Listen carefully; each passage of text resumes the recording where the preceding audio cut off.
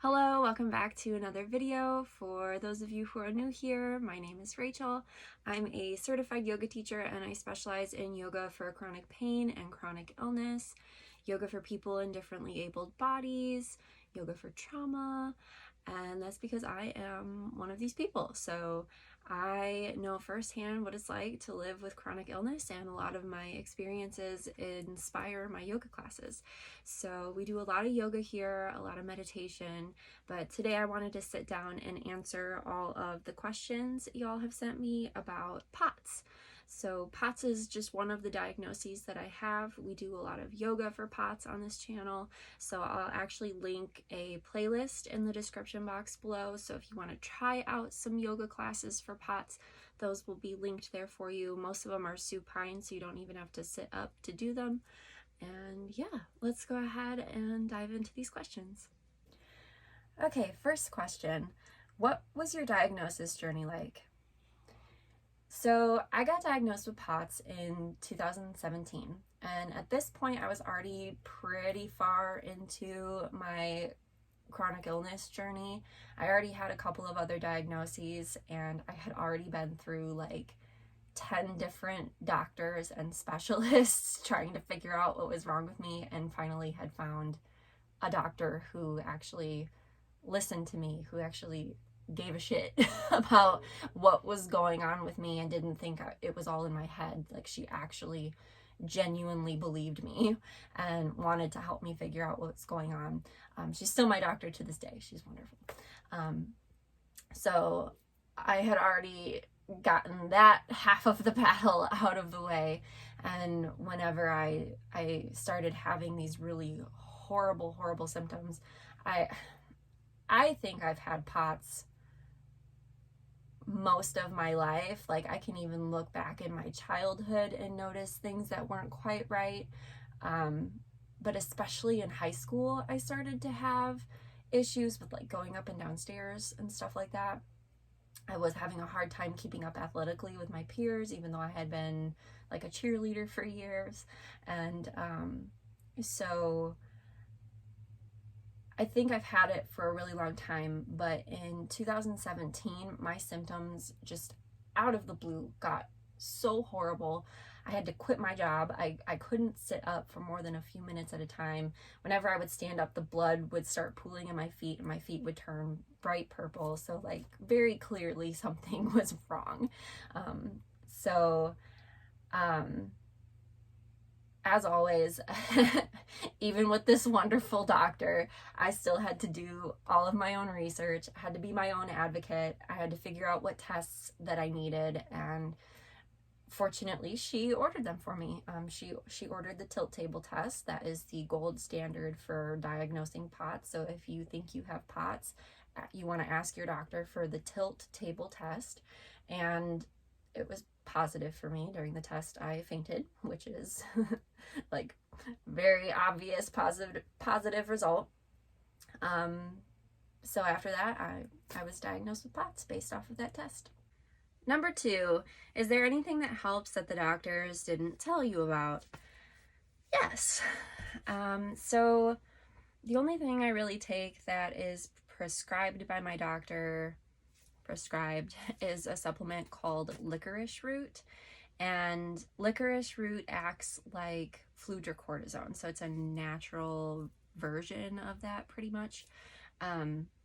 What it does is it helps your body to retain more sodium, which in turn helps your body to retain more water, which then will increase your blood pressure and can help to reduce the symptoms you get with POTS, like feeling lightheaded and dizzy and faint. So that's really the only thing I take that was recommended by my doctor. I tried a bunch of other medications and I just got side effects that weren't worth living with. So medications didn't really work for me, especially for like the very minimal amount of symptom relief that they were giving me. It just wasn't worth it. yeah, but you asked me what things the doctor didn't recommend that I do. When I first got diagnosed, for the first year after my diagnosis in 2017, I was getting saline infusions 3 times a week. So I actually had a port placed and I was getting IV saline 3 times a week. I would get a full bag. It was a full bag infused over 1 hour 3 times a week. And I feel like that really helped to kickstart my recovery. This was something that I learned about online in the chronic illness community that I asked my doctor for, and fortunately she said yes. I mean, it's kind of hard to say no. It's literally just hydration. So like there's pretty much 0 risks.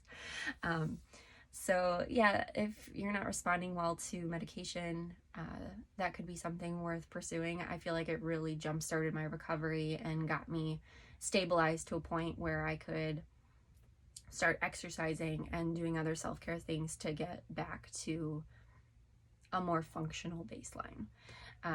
I do still have symptoms, but I am more functional now, for sure. I mean, look at me, I'm sitting here.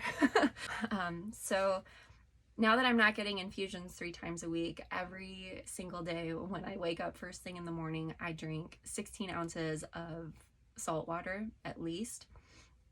And I feel like that helps a lot. I also do yoga every morning. Before I get out of bed, I will do yoga in bed, and this helps to get the blood flowing through my body so it's not like stagnated in one area. And that helps me not to be as dizzy when I first get up in the morning, because morning is honestly the worst part of the day whenever you have POTS. At least for me and for a lot of the people I've talked to with POTS, it's the worst, absolute worst, most symptomatic part of the day. So anything we can do to kind of minimize that when we first get up is huge. So a big portion of my self-care things that I do are in the morning, because I'm trying to get my system up and rebooted, right? So yeah, salt water first thing in the morning, and yoga when I first wake up in bed. And also compression socks can be a huge help. They're kind of uncomfortable, so I only use them occasionally, like on really symptomatic days or on days where I know I'm gonna have to be upright for a long time. They help a lot. Water break. Okay, number 3, how do you handle things like shopping or going to events? I have a much better handle on this now that I'm more stable, but in the beginning, whenever I would go grocery shopping, I would use one of those motorized carts, and that's how I would do my shopping. Or I would order the groceries and have them ready for pickup so that I didn't have to walk through the store. There's no shame in using mobility aids or asking for help whenever you need it. Like, you gotta survive, so you just gotta do what you gotta do. So that's how I would handle shopping. For events, like if I know I'm gonna have to be active and upright for a long time, I'll usually wear compression tights to help alleviate the blood pooling. So I make sure that I'm hydrated all day long, getting lots of salty snacks. Might even bring some salt capsules with me to make sure that I'm staying hydrated and keeping my blood pressure up. And the compression tights, I wear like full length compression tights that go from here all the way to my toes. That's whenever I was in my friend's wedding a couple years ago, that's what I wore those the whole day, and they're really uncomfortable, but they're worth it on like special occasion days like that, where you need to get through the day and you want to be there and you want to be present with your friends and your family. Stop it. She's down here playing with catnip, fresh catnip. We have fresh catnip that grows on our property that we have our camper parked on. She's going crazy. Oh my God.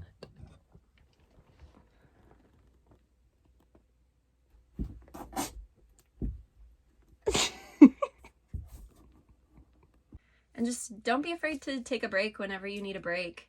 I have literally sat and lied down in the middle of grocery stores before and in some other bizarre settings, and sometimes your body just needs that second to just rest and come back to baseline so that you can keep going. It's not worth pushing yourself and then making your symptoms worse just because you're worried about what people think. Can POTS ever truly go away for people? I felt this question in my soul because I have just wished for so long that it would go away for me. And I think even after literal decades of being chronically ill, still having that hope that someday it'll all just go away and I'll be healthy again. So I feel that. I feel that. And I wish that I could tell you that yes, it's gonna go away eventually, but I don't know that. For some people it does go away. Some people it resolves completely and they never have a POTS symptom ever again.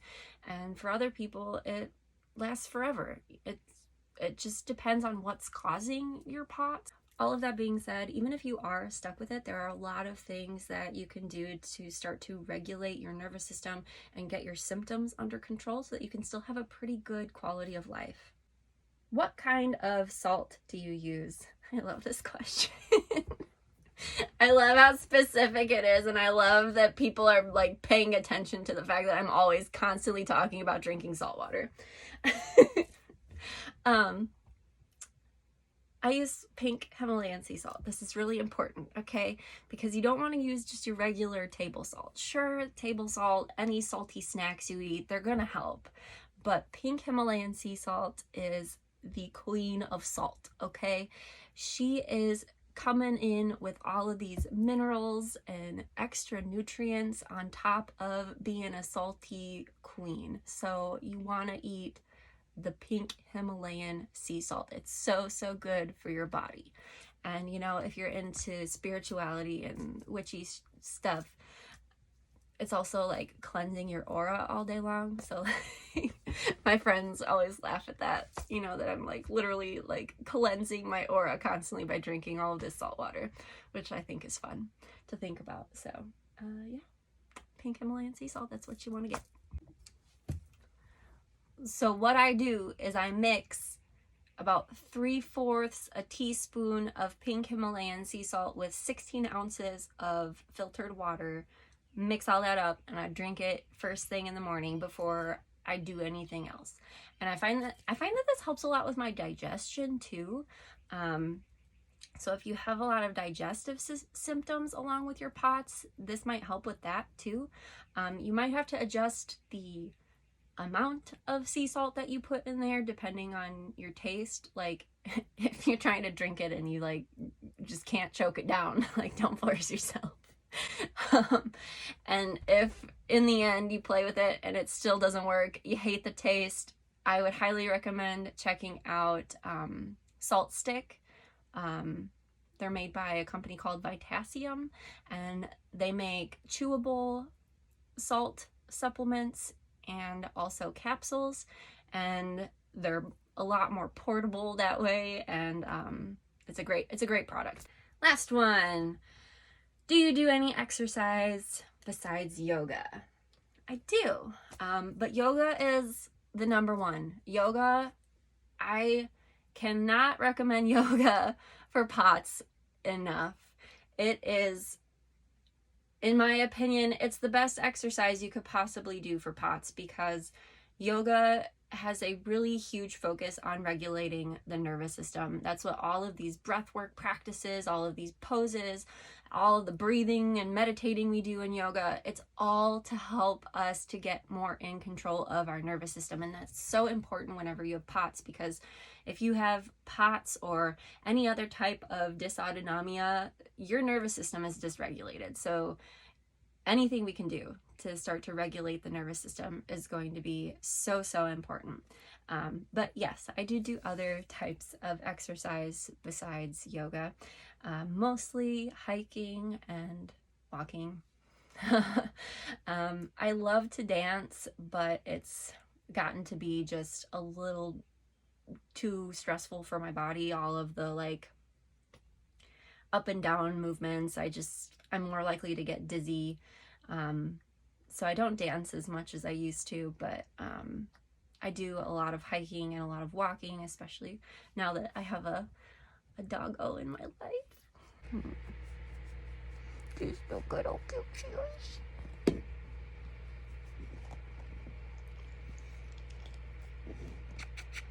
Thank you so much for watching this video. I hope it was helpful, and don't forget to check out the link in the description box below for the Yoga for POTS playlist, and I will see you in my next video.